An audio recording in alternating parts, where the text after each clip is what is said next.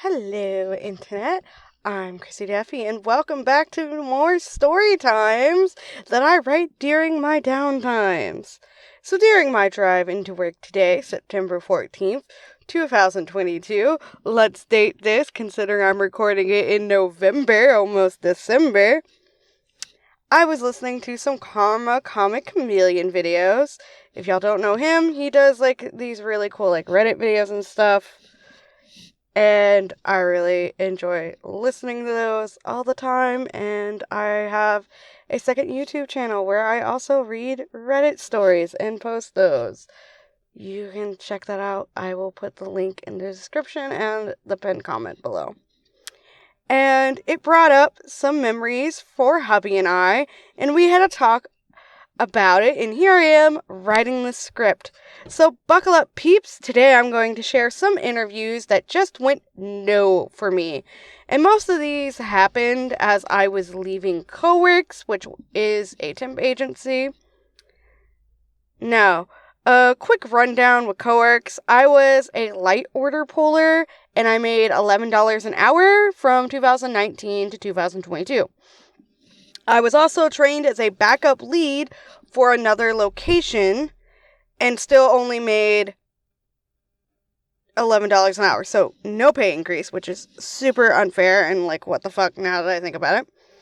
And because I was so on top of my section and I knew general locations for a lot of items, they tried to put me in charge of people that I did not want because 1, trauma, and 2, no pay incentive, and I kept telling them that I did not want to be in charge of people, and they just did not seem to want to listen. Now, I took this job because it was Monday for Friday, 6 a.m. to 2:30 p.m. What wound up happening was mandatory overtime nearly all of the time, so I would be there until 4:30 most days, plus mandatory overtime on Saturday from 6 a.m. to 2:30 p.m. I told them I wasn't available for Saturday or Sunday. I spoke to my supervisor. She said she would talk to her boss about it. Then 2 weeks later, she left. The lead became the supervisor then. I spoke to her about it when she called me to her office to ask why I wasn't coming in on Saturday, which told me that there was no communication between her and the lead when the lead took over or during any of that time. I told her I couldn't come in on Saturday. She said she would talk to her boss about it. And just like the super before her did, she also left 2 weeks later. What the hell? So Super 1 left 2 weeks after this conversation. Super 2 also left 2 weeks after this conversation. So the lead from the section I was trained to be a backup for then became super, and she became super number 3. And one weekend, they had made it mandatory overtime for Saturday and Sunday. And she called me into her office to talk to me, saying I had to come in this weekend. I explained that I couldn't, that I had this conversation twice already, which I was frustrated about because you 3 were all leads, supervisors, whatever, and none of y'all seemed to be communicating whatsoever, which is concerning. And she assured me in this really snarky tone that she wasn't going to be going anywhere. Because I had stated, look, I had this conversation with Super 1 and Super 2, and 2 weeks after with each of them, they each left, and now you're Super. We're having the same conversation again. I'm just saying, this is a pattern that my brain is noticing, and it's a problem. But yeah, her tone was snarky, and that there was not another department in the building that they could move me to that did not have mandatory Saturday. And that if I did not start showing up on Saturdays, I would be fired. So I took that as my notice and began looking for a new job. Now, that a page and 3/4 have been used up on backstory, let's get on to the good bit. It was late 2021. I believe the convo with my super was in November or October. But with everywhere needing employees, I knew it wouldn't take much to find a better fit. After all, everywhere around me was posting signs, now hiring. The Dairy Queen and Conyers displays under their logo sign, now hiring people who actually want to work. I love that sign. It's pure gold to me. I'll be sad when they change it. Some even post a wage too. I saw a McDonald's in this state of Georgia that states that there's on their sign that they pay $17 an hour. But the one closest to me advertises $13 an hour. And I don't remember where this one that pays $17 an hour is. I just know it's really far from my house. But back to job searches. I got called in for a couple of in-person interviews, several phone interviews, the works. So let's talk about the ones I went nope on. Number 1. I had an interview for a warehouse by the Walmart on 138. If you know, you know. I had applied to an office position that stated Monday through Friday. I had also applied to a warehouse position that was the same schedule. The thin white woman gave me Miss Halloran vibes. I'll explain that in depth in another story time. But to get to the point, that odd, creepy, forest, happy, sweet kind of thing. So the interview is going well. She takes me on a tour of the warehouse. It's very loud, so I struggle to hear her. She shows me where I'll be working, explains what I'll be doing. We go back to her office to conclude the interview. I ask about the schedule to confirm it. During the whole, why are you leaving your current employer, I had stated scheduling issues. She tells me it's Monday through Friday. I don't recall the hours, but it was an early morning hour to a 5 p.m., plus overtime was mandatory on Saturday.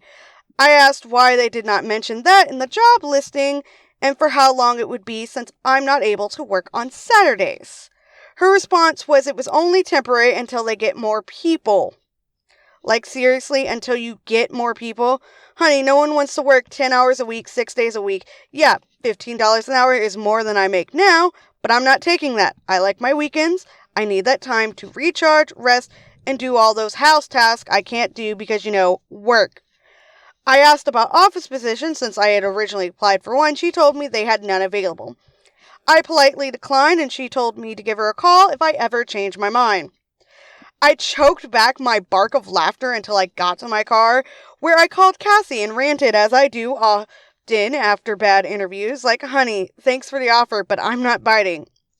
See if Godine will bite. I find with each job I get, I demand more decency of my employees. Better pay, better schedule, hours, etc. You want to obtain a work-life balance and to be able to afford to live, but it seems like most jobs want to pay you as little as possible or work you for as long as possible. Now on to the second one.